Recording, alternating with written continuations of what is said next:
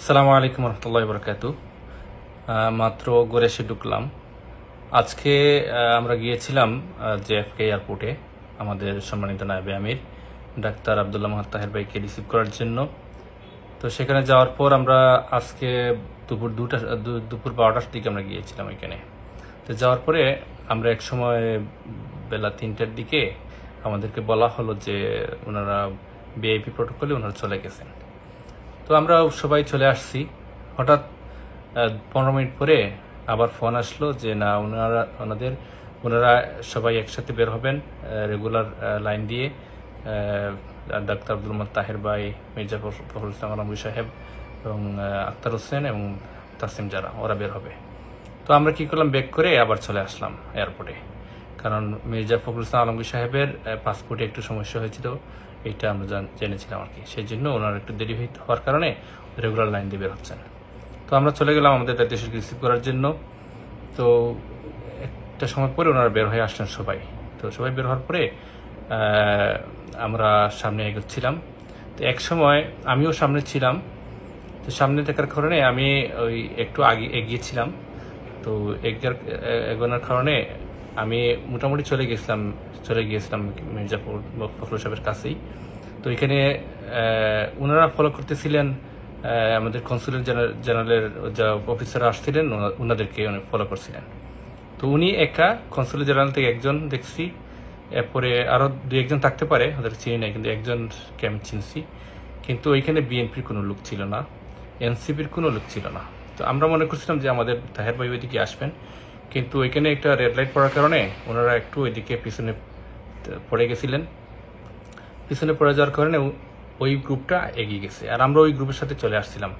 আমরা এখানে বুঝি নেই যে এখানে ওনারা মানে রেড লাইটের কারণে রাস্তা পার হতে পারছেন না।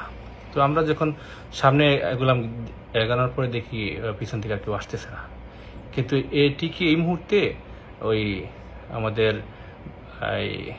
যারা আজকের এই সমস্যাটা শুরু করছিল, এই আওয়ামী লীগের যারা কুচক্রী মহল যাদেরকে বলা হয়, যারা শুরু করছিল, ওরা মির্জা ফখরুল সাহেবকে গালাগালি করতেছিল, এরপর আক্তারকে গালাগালি করতেছে, এরপরে পায়ে লাথি মারতেছে, অনেক কিছু করতেছিল। তাসিম জারাকে ওরা ধাক্কাধাক্কি করছিল হালকা হালকা, বেশি করে নাই প্রথম অবস্থায়। পরে আমরা সামনে গিয়ে দেখি যে ওদের অবস্থা বেশি ভালো না। আমরা সাবেক শিবির 5 জন ছিলাম, ওইখানে 5 জনই আমরা ছিলাম। আমাদের 5 জন, ওদের অফিসার 1জন ভালোভাবে দেখছি, আর 2-1জন থাকতে পারে, আর সাংবাদিক 5-6 জন, আর বাকি সব আওয়ামী লীগের সন্ত্রাসীরা। তো যখন ওরা সামনে এগালো, এবার দেখতেছি ওদের আক্তার হোসেনের উপরে ডিম নিক্ষেপ করতেছে। তখন আমি যতটুকু পারছি আমার সাধ্য কুলায়, আমাদের মেহমান ওরা, জুলাইয়ের যোদ্ধা ওরা, ওদেরকে সেভ করার জন্য আমরা সর্বোচ্চ চেষ্টা করেছি। তো মোটামুটি অনেক সময় দেখা গেছে যে ওরা পিছন দিক থেকে লাথি মারছে আক্তার হোসেনের পায়ে, তো অনেকটা আমি সেভ করছি। এরপরে লাস্ট পর্যায়ে এক সময় দেখা যাচ্ছে যে আমি পড়ে যাচ্ছিলাম, ওইখানে একজন আওয়ামী লীগের সন্ত্রাসী খুব জোরে লাথিটা মারছিল, অনেক জোরে। তো ওইটা আমি প্রোটেক্ট করার জন্য একটু পড়ে গেছিলাম, আক্তার হোসেনের সাথে শরীরে পড়ে নাই। তো শেষ পর্যন্ত আমি যতটুকু পারছি গাড়িতে তুলে লাগেজ টেগেজ তুলে দিয়ে বিদায় দিয়ে আসছি। তো বিদায় দেওয়ার আগ পর্যন্ত ওরা এই গাড়ির সামনে শুয়ে পড়ছিল, বিভিন্ন ঝামেলা করছিল। তো পুলিশ কাছে ছিল, কিছু করে নাই। তো এইখানে আমাদের একটা কোয়েশ্চন ছিল যে বিএনপির একজন এত বড় দায়িত্বশীল পর্যায়ে নেতা আসছেন, কিন্তু একজন বিএনপির লোক ছিল না ওইখানে, এরপরে এনসিপির কোনো লোক ছিল না। আমরা এই 5 জনই ছিলাম। আমি, এরপরে আমাদের সাদাল ভার্সিটির এলাকার একটা ভার্সিটি এলাকার সাবেক সভাপতি মারুফ ভাই ছিল, আরও 3 জন ভাই ছিলেন আমাদের।